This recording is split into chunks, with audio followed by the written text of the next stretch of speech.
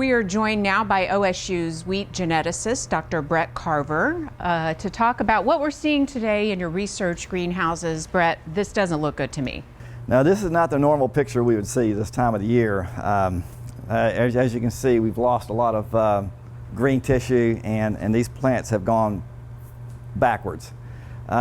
We have freeze damage. We have winter kill inside of our greenhouse, of all places. We have more winter kill in our greenhouses than we do in our field nurseries. It was the timing of the cold period, and the severity of it, obviously, and it was severe. Plus the fact that we had transplanted our plants after vernalization process, what they would normally go through and finish right now in the field, they were well through that vernalization period. And it was that deacclimation to the cold period, plus the exposure for 2 weeks in this greenhouse that we could not keep up with the heat. Those two factors came together to cause this. This greenhouse is just not thermally insulated to the point where we can withstand sub-freezing, really sub-25 degree temperatures. That's just too cold. As we know, in the mid-20s in April, we would see this kind of damage in the field. We just saw it in February and March in the greenhouse. Give me perspective on what type of setback this is for you and your team, or maybe even the industry. I would say it's a significant setback. It's not the same setback we would have had we been 10 years into the breeding cycle.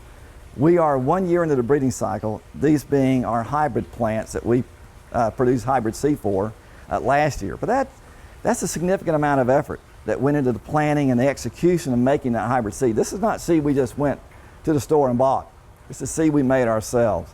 And these are all planned crosses. Part of this is our coaxing material, in fact, that really got blitzed. And so we'll kind of set ourselves back a couple years and start back over. I may try to recover some of these hybrids through a double haploidization process, maybe speed that up a little bit. But we can't run the entire program through that. Again, now we're kind of starting over with the green tissue coming back. We're going to be pinched when it turns hot again. So we'll need to be prepared for that, and we just do our best. You know, Oklahomans, we like to do the best we can with what we have. And maybe it's time we do our best to have a little bit more. And I think we're at that point. You mentioned 10 years that these would be the potential new varieties. What does that mean when you look a decade in the future? We might have a void at that time. When we're looking to release a variety, we may not be releasing a variety at that time 10 years from now. We'll try to negate that and do our best we can.